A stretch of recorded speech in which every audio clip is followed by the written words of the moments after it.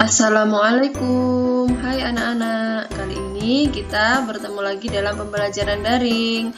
Bagaimana kabarnya anak-anak? Semoga dalam keadaan sehat dan bersemangat dalam pembelajaran hari ini.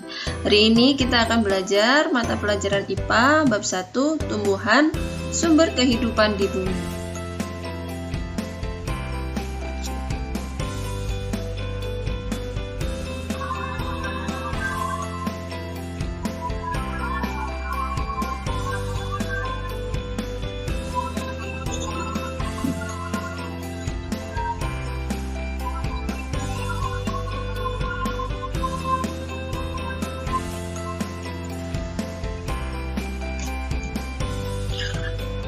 Yang pertama kita belajar sub 1 bagian dan fungsi tumbuhan. Tujuan pembelajaran kali ini, siswa dapat mengidentifikasi bagian tumbuhan dan mendeskripsikan fungsinya. Banyak sekali manfaat tumbuhan bagi manusia, salah satunya sebagai penghasil oksigen untuk manusia bernapas dengan proses fotosintesis. Nah, nanti kita akan belajar tentang proses fotosintesis pada pembelajaran berikutnya. Yang kedua, apa manfaatnya bagi manusia? Sebagai sumber bahan pangan. Contohnya padi menjadi nasi. Contohnya lagi jagung, ada umbi-umbian, dan banyak lagi yang lainnya. Yang ketiga, sebagai perabot rumah tangga, dermaga, dan sebagainya. Contohnya perabot rumah tangga dari kayu seperti kursi, almari itu adalah dari tumbuhan, diambil kayunya. Yang keempat, sebagai bahan pembuat obat-obatan, misalnya minyak kayu putih dan obat herbal lainnya. Obat herbal lainnya contohnya kayak jahe, kunyit, lengkuas, ada temulawak, itu contohnya. Dan fungsi umum tubuh tumbuhan dibagi ke dalam 3 fungsi. Yang pertama, untuk pertumbuhan tanaman, ada akar, batang, daun. Yang kedua, perlindungan diri dan adaptasi. Misalkan beradaptasi bunga mawar dengan durinya. Dan ada contoh yang lainnya, apa ya kira-kira? Putri malu, dia mengatupkan daunnya. Yang ketiga, alat berkembang biak. Biasanya ini nanti yang memiliki bunga sempurna, yang menghasilkan bijinya ini yang akan tumbuh menjadi tumbuhan baru. Nah, ini Bu Elok menanam pohon tomat. Sekarang kita akan belajar bagian-bagian dari tubuh tumbuhan.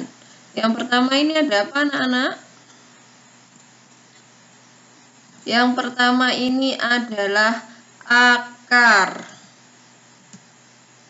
Terus ini adalah batang. Kemudian yang berwarna hijau ini tempat proses fotosintesis, namanya daun. Ada dari daun ke atas menjadi bunga. Bunga ini yang nanti ada proses penyebukan yang akan menjadi buah. Nah, buah ini biji ini yang biasanya digunakan untuk perkembangbiakan, dan buah inilah yang akan menjadi sumber pangan bagi manusia. Nah, selanjutnya kita akan belajar tentang bagian dari tumbuh-tumbuhan akar. Bagian dari tumbuh-tumbuhan akar dikelompokkan menjadi 2. Yang pertama ini adalah kita kasih nomor 1, namanya akar tunggang. Akar tunggang itu akarnya tunggang ke bawah, besar. Ini adalah batang yang masuk ke dalam tanah. Yang kedua ini adalah akar serabut. Akarnya banyak dan kecil-kecil. Kita lanjutkan. Nah, sekarang kita akan mempelajari akar tunggang. Apa yang dimaksud akar tunggang? Akar tunggang yaitu akar yang tumbuh dari batang masuk ke dalam tanah. Nah, ini bagian batang yang masuk ke dalam tanah. Cabang-cabang akar akan keluar dari cabang utama. Ini namanya cabang-cabang akar. Biasanya dimiliki oleh tumbuhan dikotil atau tumbuhan berkeping dua. Contohnya mangga, jeruk, cabai, ada juga jambu. Berikutnya akar serabut. Apa yang dimaksud akar serabut? Akar samping yang keluar dari pangkal batang. Ini namanya pangkal batang. Akar ini menggantikan akar tunggang yang tidak berkembang. Nah, ini akar tunggang ini, batang ini tidak berkembang dan yang akan bercabang banyak. Jadi ini yang dimaksud dengan akar serabut. Biasanya dimiliki oleh tumbuhan monokotil. Monokotil berkeping satu, contohnya padi, jagung, rumput teki. Nah, ini contohnya rumput padi. Ini contohnya akar padi. Ini akar tunggangnya ini tidak berkembang dan akan menjadi akar cabang yang banyak. Nah, ini yang disebut dengan akar serabut. Berikutnya, bagian dari akar. Bagian dari akar ada batang akar. Ini ada cabang. Ini yang dicontohkan dengan sama Bu Elo, ini adalah akar tunggang, ya. Batangnya masuk ke tanah. Terus ada rambut akar, ada ujung akar. Nah, rambut akar dan ujung akar ini biasanya menangkap mineral dan unsur hara yang ada di dalam tanah. Fungsi dari akar menjaga tanaman tetap kokoh, menyerap nutrisi dan air di dalam tanah, ya. Menyerap nutrisi dan air di dalam tanah. Menyimpan cadangan makanan, contohnya seperti wortel, ketela pohon. Akar yang menyimpan cadangan makanan. Nah, ini contohnya ada wortel. Kira-kira kalau bentuknya akar seperti ini disebut akar apa, anak-anak? Ya, betul. Ini namanya akar tunggang. Akar yang membesar. Ini menyimpan cadangan makanan, yaitu wortel. Kita bisa makan. Berarti kalau makan wortel, kita berarti makan akar. Ya, betul. Tapi akar yang banyak nutrisinya bagi kita, yaitu banyak mengandung vitamin A. Yang kedua, ini ada ketela pohon. Kira-kira kalau ketela pohon ini akar apa ya, Bu? Karena pangkal batangnya ini tidak berkembang, yang berkembang adalah cabangnya, maka ini pengembangan dari akar serabut yang menyimpan cadangan makanannya di akar. Nah, ini akar tunggang, yang ketela pohon akar serabut. Wortel, ketela pohon. Karena menyimpan cadangan makanannya di akar, maka disebut umbi akar. Nah, kalau sekarang kentang dan umbi rambat, apakah termasuk umbi akar? Bukan.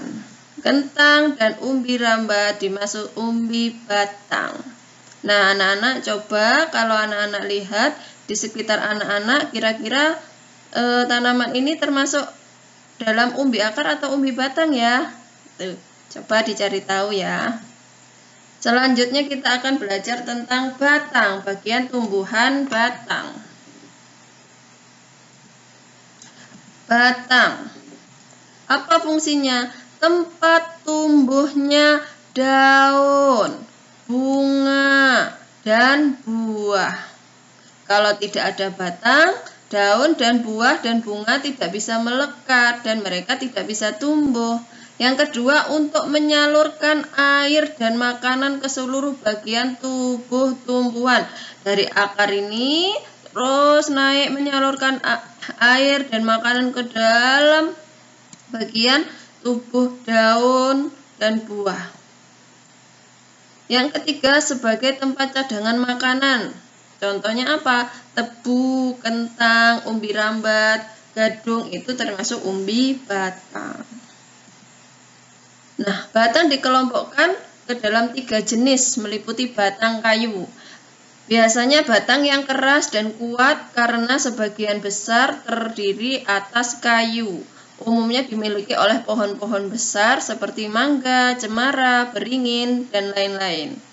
Ada juga namanya batang basah, batang yang lunak dan berair. Contohnya apa? Pada bayam, kangkung. Yang ketiga ada batang rumput, batang yang tidak keras, mempunyai ruas-ruas nyata dan sering berongga. Nah, contohnya berongga itu apa? Kayak padi, serai, rumputan, ada seledri. Selanjutnya kita akan belajar tentang bagian tubuh tumbuhan daun. Daun. Ini yang dinamakan daun berwarna hijau. Fungsi daun tempat menghasilkan makanan melalui proses fotosintesis. Daun memiliki zat hijau. Jadi di sini itu ada zat hijau yang namanya klorofil yang berperan penting dalam proses fotosintesis. Nanti kita akan belajar proses fotosintesis pada pertemuan berikutnya. Nah, daun dikelompokkan berdasarkan bentuk dan tulangnya.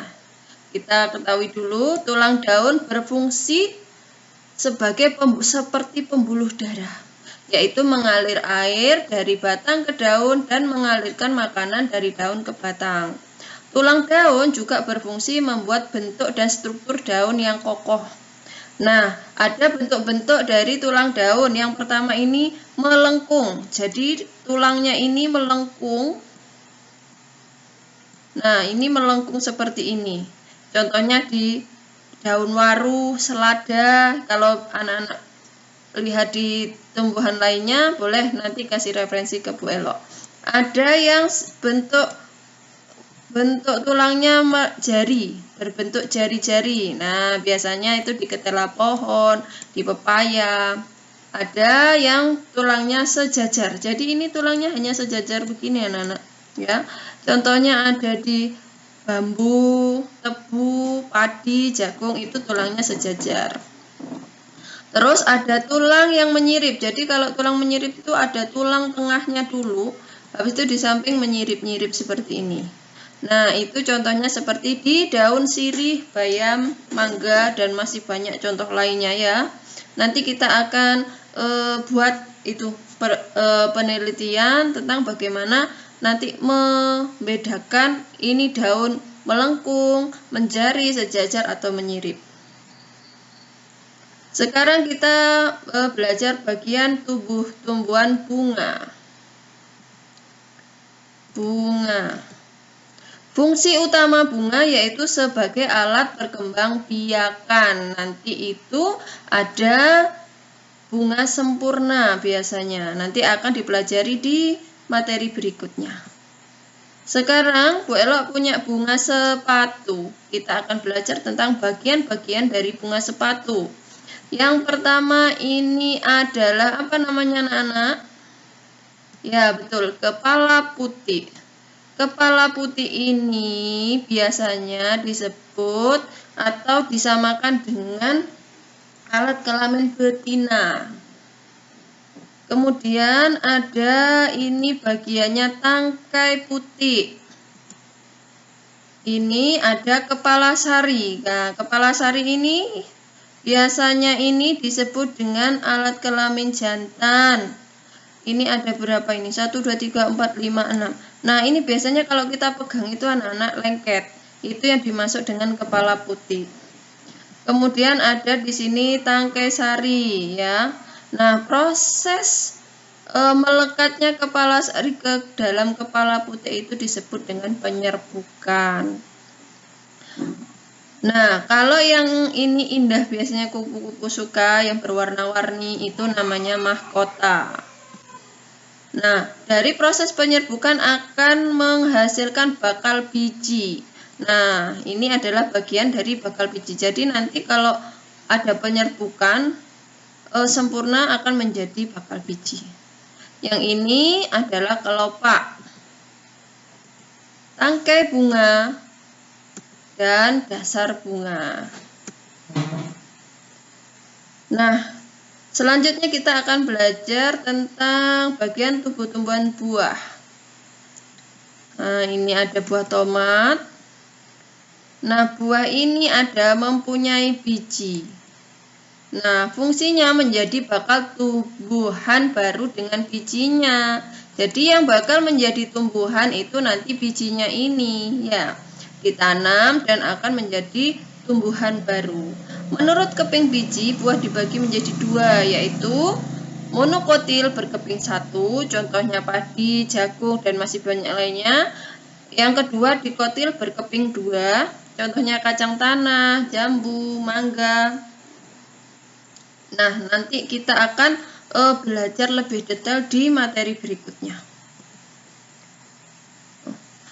Terima kasih anak-anak untuk pembelajaran hari ini. Mari kita ingat kembali apa yang disampaikan Bu Elok tadi. Apa bagian-bagian dari tumbuhan? Yang pertama, yang paling bawah masuk ke dalam tanah itu adalah akar. Menuju ke atas ada bagian tumbuhan namanya batang. Ke atas lagi yang berwarna hijau dan mempunyai kandungan klorofil, zat hijau untuk fotosintesis, itu namanya daun. Ke atas lagi akan menjadi bunga. Kemudian bunga mengalami penyerbukan akan menjadi buah. Nah, anak-anak, nanti kita akan belajar secara mendetail proses fotosintesis, bagian bunga, dan bagaimana cara perkembangbiakannya di materi berikutnya. Terima kasih, tetap semangat dalam belajar, jaga kesehatan. Wassalamualaikum warahmatullahi wabarakatuh.